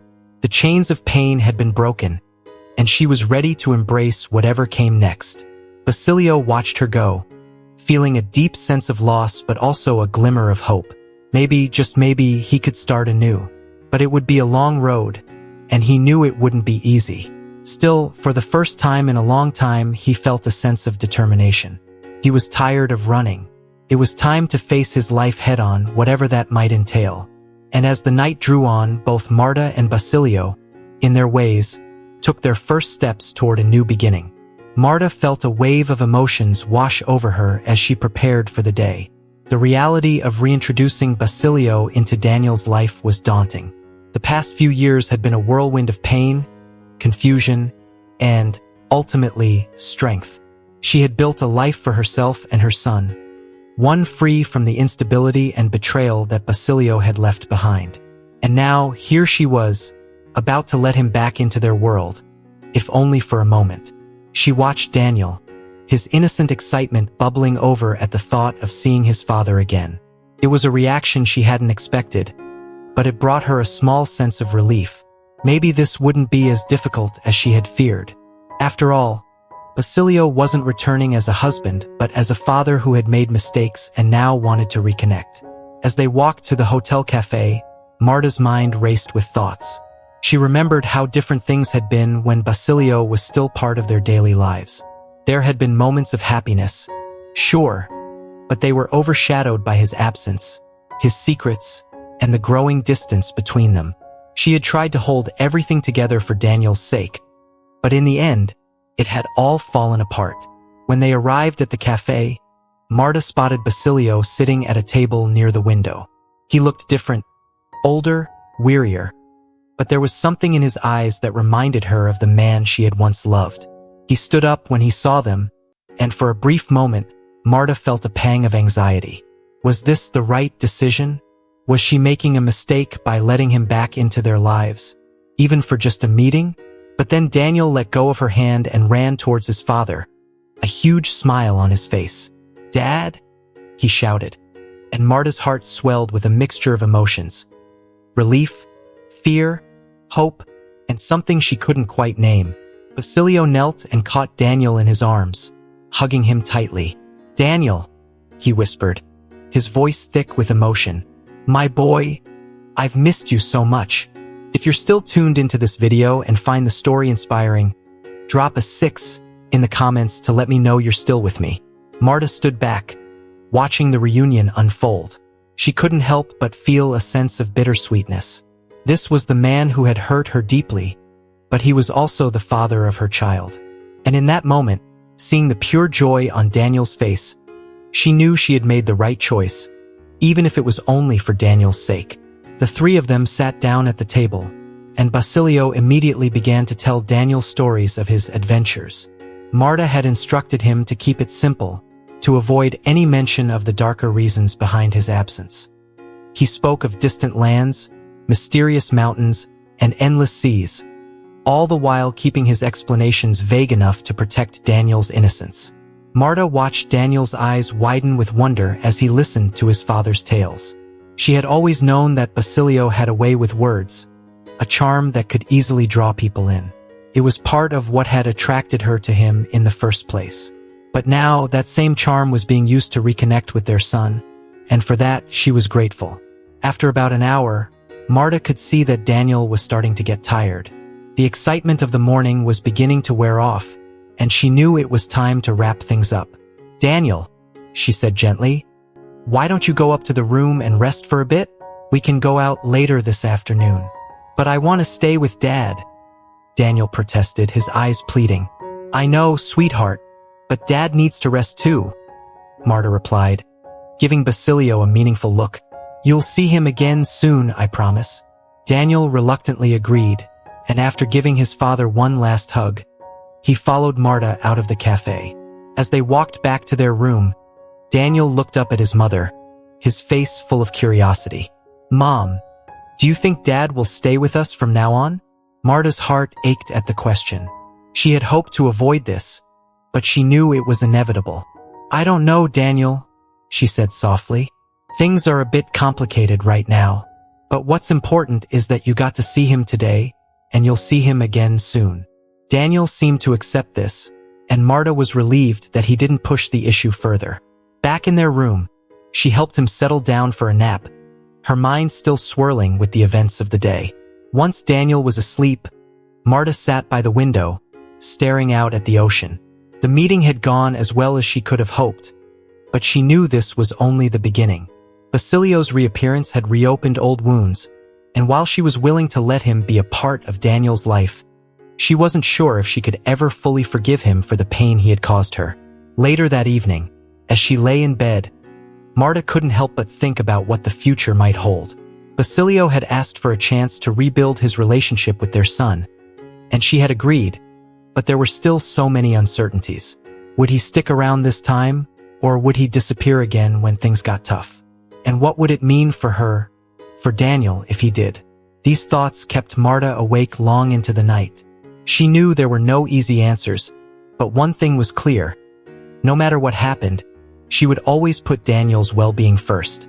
And if that meant allowing Basilio back into their lives, then so be it. But she would be careful, she would be strong, and she would protect her son from any more heartache. As the first light of dawn began to filter through the curtains, Marta finally allowed herself to drift off to sleep, hoping that tomorrow would bring some clarity. As the long-awaited moment arrived at 11 o'clock, Marta's heart pounded with nerves as she left the room with Daniel. Doubts swirled in her mind. Should she cancel the meeting before it was too late? Could she just let everything stay as it was? But deep down, she knew there was no turning back. She had already explained everything to Daniel, and canceling the meeting now would only cause the very psychological trauma she had been so desperate to avoid. When they reached the cafe on the ground floor of the hotel, Marta spotted Basilio already sitting inside, looking tense but determined. As soon as he saw them, he stood up and walked towards them, his eyes softening at the sight of his son. "Dad!" Daniel exclaimed, his face lighting up as he walked toward Basilio with open arms. Hello, my boy," Basilio said, embracing Daniel tightly. His voice trembled slightly, betraying the emotions he was trying to hold back. Marta gave Basilio a polite nod as they all sat down together at the table. The atmosphere was thick with unspoken feelings, a mix of awkwardness, excitement, and unresolved tension. "So, how's life been?" Basilio asked, directing his attention to Daniel, his voice wavering between cheerful and emotional. "We've been good. This place is awesome, Dad. It's our first cool trip, just me and Mom," Daniel replied enthusiastically, his innocence cutting through the emotional complexity of the moment. "You're such a good boy. I've always thought about you," Basilio continued, his eyes misting over as he looked at his son. Marta observed him closely, noting the sincerity in his tone, a side of Basilio she hadn't seen in years. "Really?" Daniel asked, his small voice full of wonder. "Yes, really," Basilio nodded, trying to keep his emotions in check. "But I could tell that talking about me made Mom sad, so I tried not to bring it up too much. I just kept thinking about you in my heart." "And you, Daniel? Did Mom tell you where I've been?" "She said you were far away," Daniel replied, his curiosity piqued. "But why couldn't you come back? Where have you been all this time?" Basilio took a deep breath, struggling to find the right words. "Well, it's true that I was far away. My job took me to different cities, towns, forests, and lakes, exploring dangerous places. It's a job that requires me to be away for a long time, and sometimes that means I don't get to see the people I love as much as I want to. But why don't you quit that job so Mom and I can see you more often?" Daniel asked innocently, his wide eyes fixed on his father. Basilio's heart ached at the question. He felt a lump in his throat, and despite his best efforts, he could no longer hold back his tears. "Someone has to do it, Daniel. It's an important job," he managed to say, his voice breaking. "But why can't someone else do it? Someone who doesn't have anyone waiting for them?" Daniel protested, his small voice carrying the weight of a child's pure logic. Basilio realized he was on the verge of breaking down completely. He fumbled for his phone, pretending to receive an urgent call. "I'm sorry, I need to take this," he mumbled before quickly excusing himself and rushing to the bathroom. As soon as the door closed behind him, he let the tears flow freely. In that private moment, The reality of all he had lost and the pain he had caused hit him like a tidal wave. Sometimes even men need to cry. Back at the table, Marta gently stroked Daniel's hair, trying to soothe him.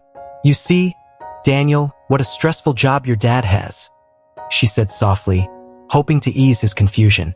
"Even when he's on vacation, they still need him." "But why does he have to have that job?" Daniel asked, his voice tinged with frustration. "Everyone has their calling," Marta replied, trying to find the right words. "Sometimes people choose a path that takes them far away from the ones they love, but it doesn't mean they don't care. It just means they have responsibilities they feel they need to fulfill." "But I still don't understand, Mom. Why can't he be with us instead?"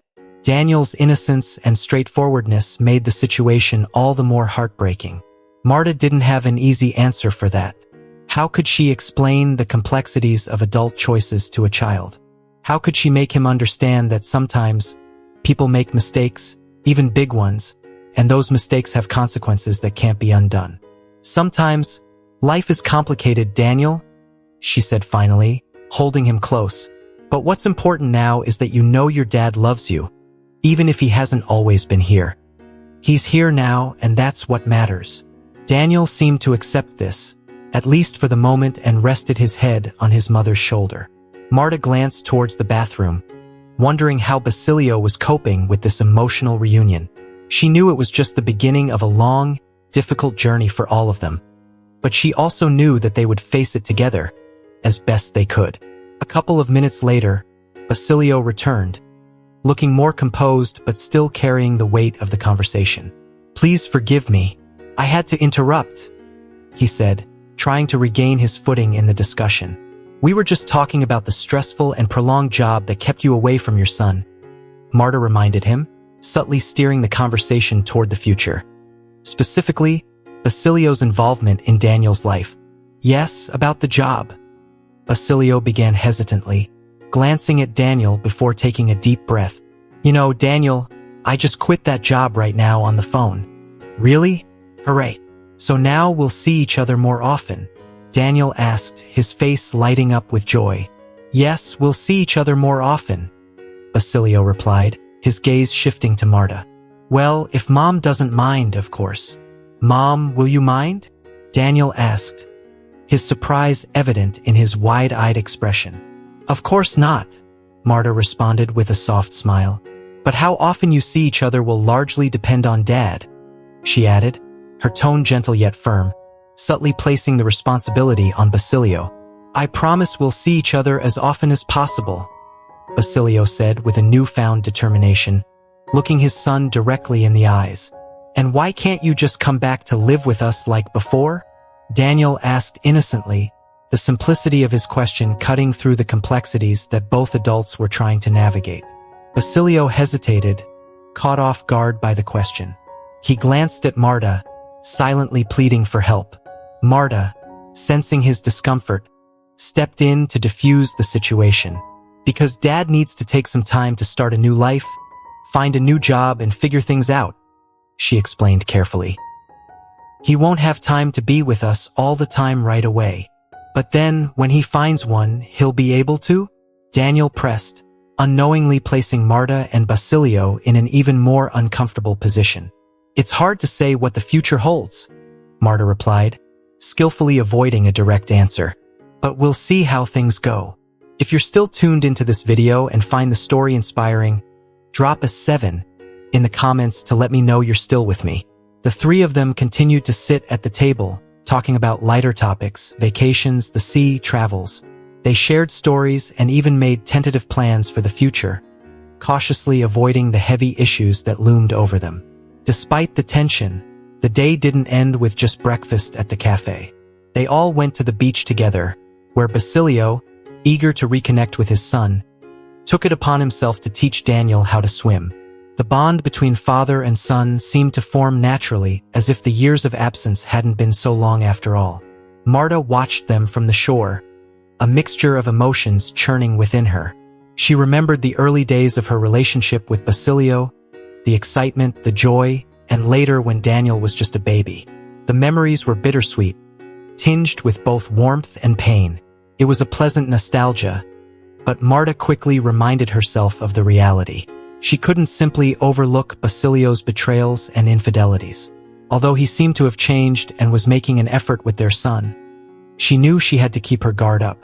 She had to protect herself and Daniel from falling into old patterns that could lead to heartache. In the afternoon, they explored the city together. To an outsider, they might have looked like a happy family, strolling through the streets, laughing, and enjoying each other's company. But for Marta, it was a carefully controlled situation, one that she was keenly aware could unravel at any moment. When night fell, they returned to the hotel, and in the elevator, they said their goodbyes. It was a bittersweet moment, especially for Daniel, who clung to his father with the hope that this reunion would last. "So, did you like spending time with Dad?" Marta asked Daniel once they were back in their room, her voice soft as she helped him get ready for bed. "A lot. I want us to spend every day together," Daniel replied eagerly, his eyes shining with the innocence of a child who still believed in happy endings. "That can't happen every day, sweetie. We're flying back home tomorrow," Marta said gently, trying to manage his expectations. "Tomorrow?" Daniel's face fell, the disappointment evident. "What a pity. Are we flying back with Dad?" "No, he'll fly back later. But don't worry, next time we'll meet him in our city," Marta reassured him, though she was unsure of what the future held. "I'll have to wait again?" Daniel asked, his voice tinged with sadness. "Don't worry, this time you'll have to wait much less," Marta promised, hoping it was true. She didn't want to make promises she couldn't keep, but she also didn't want to dampen Daniel's newfound happiness. "Mom, why can't you live together like before?" Daniel asked, the innocence in his question almost breaking Marta's heart. "I've explained it to you, darling," she said, trying to keep her voice steady. "That's just how life is sometimes. People have to make choices even if they're hard. But things are going to change. We'll go on more trips and we'll see Dad more often. You'll like it, I promise." "Okay," Daniel yawned, his energy finally waning as he snuggled into bed. Marta watched him drift off to sleep, her mind racing with thoughts about the future. The day had been emotionally exhausting, and while she was glad that Daniel seemed happy, she knew that the road ahead was still uncertain. Basilio had re-entered their lives, and while he was making an effort, Marta couldn't ignore the pain and betrayal of the past. She would have to navigate this new reality carefully, balancing her son's happiness with her own need for closure and healing. As she lay down in bed, Marta knew that this was just the beginning of a new chapter, one that would require strength, patience, and a careful consideration of what was best for both her and Daniel. The past couldn't be erased, but maybe, just maybe, the future could be better than she dared to hope. Marta quickly fell asleep after her conversation with Basilio, the weight of the day finally catching up with her. The next morning, she was gently awakened by her son's sleepy voice as she prepared to leave for her meeting with Basilio. "Where are you going, Mom?" Daniel asked, his eyes barely open. "Just a quick bit of business, darling. You go back to sleep," she whispered, tucking him back into bed before quietly slipping out of the room.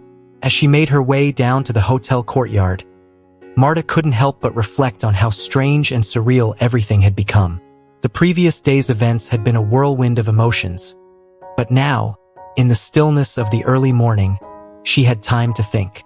She arrived in the courtyard and took a seat on one of the benches, the cool morning air filling her lungs as she waited. She didn't have to wait long. Soon enough, Basilio appeared, wearing a light suit and that familiar wide-brimmed hat. He walked toward her with a tentative smile, and Marta felt a strange mixture of emotions: relief, sadness, and a lingering sense of unresolved tension. "Good morning. I hope I didn't keep you waiting too long," Basilio greeted her as he sat down beside her. "No, just a few minutes," Marta replied, trying to keep her voice steady. They sat in silence for a moment, each absorbed in their thoughts.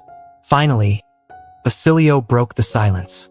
"Marta, since we have this short time together before you leave, there's something I need to ask you. Have you forgiven me?"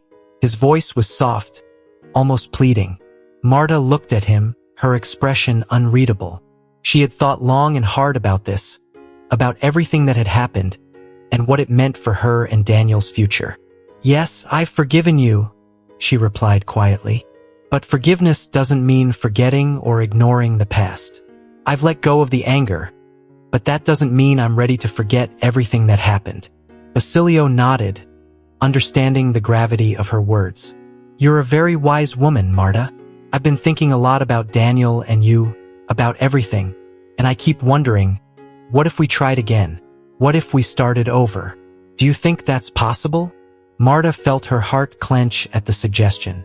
The idea of rekindling what they once had, of giving Daniel the family he longed for, was undeniably tempting. But deep down, she knew it wasn't the right decision. She had learned the hard way that some wounds don't heal easily, and jumping back into a relationship with Basilio could reopen those wounds. "No," she said, her voice firm but gentle. "We can't just go back to the way things were. Too much has happened, and I can't ignore that. I've forgiven you, Basilio, but that doesn't mean we should be together again. We've both changed, and I don't think it's fair to either of us or to Daniel to try and force something that's no longer there." Basilio looked down, clearly disappointed, but he didn't argue. He knew she was right, even if it was hard to accept. "I understand," he said after a moment, "and I respect your decision. I'm grateful that you're giving me a chance to be part of Daniel's life, even if we can't be together. The most important thing is that Daniel has his father," Marta replied, her tone softening. "He deserves to have you in his life, and I want him to have that. But as for us, I think it's better if we move forward separately." Basilio nodded, his eyes filled with a mixture of regret and acceptance. "I promise I won't let him down again," he said quietly. "I'll be there for him, and I'll do whatever it takes to make up for the time I've lost. Just don't disappear again," Marta said, a hint of a smile playing on her lips. "I won't," Basilio assured her. They both stood up, an awkwardness hanging between them as they faced each other. There was a part of each of them that wanted to reach out, to hold each other one last time, but they both knew it wouldn't be right. Marta turned to leave, pausing only for a moment before walking back to the hotel. As she made her way to the elevator, she felt a strange sense of closure. She had made the difficult choice, the right choice, and though it wasn't easy, it was the first step toward a new chapter in her life. One where she and Daniel could move forward, free from the shadows of the past. Basilio watched her go, a feeling of loss settling in his chest, but also a sense of peace. He knew he had a long way to go to make things right with his son, and perhaps even with himself, but for the first time in years, he felt like he was on the right path. Marta returned to her room, where Daniel was still asleep. She stood by the window, looking out at the peaceful morning, feeling a weight lift from her shoulders. She had done what she needed to do, and though the future was still uncertain, she knew that she and Daniel would be okay. They had each other, and that was enough. As Marta turned to leave, she heard Basilio's voice calling her. "Wait, one more thing." She paused, a mix of emotions swirling inside her. "Yes, tell me. Please, is your refusal forever? Or do I still have a chance?" His voice was laced with hope, a glimmer of vulnerability she hadn't heard in years. Marta took a deep breath, weighing her words carefully. She wanted to be honest, but also gentle. "Let's live and see," she replied, offering him a small, enigmatic smile before quickly walking back to the hotel. As the elevator doors closed, Marta felt a surge of emotions well up inside her. Her eyes filled with tears, but these weren't tears of sadness for saying goodbye to Basilio. After all, they would see each other again in a few days. No, these were tears of joy, joy for the new experiences and the fresh chapters that lay ahead in her life. During these vacation days, Marta had transformed. She had learned to face life with newfound strength, to control her emotions and feelings, and most importantly, to reclaim her sense of self. She had found Daniel's father, but she had also found herself in the process. And while she had been tempted by the idea of rekindling a relationship with Basilio, she had resisted falling into a meaningless and naive romance. It takes wisdom to navigate the complexities of the heart, to strike a balance between compassion and self-respect, and between hope and realism. And that's exactly what Marta had become during these warm summer days. a wise woman who had learned to trust herself, to make decisions with clarity, and to embrace the future with open arms, no matter what it might hold.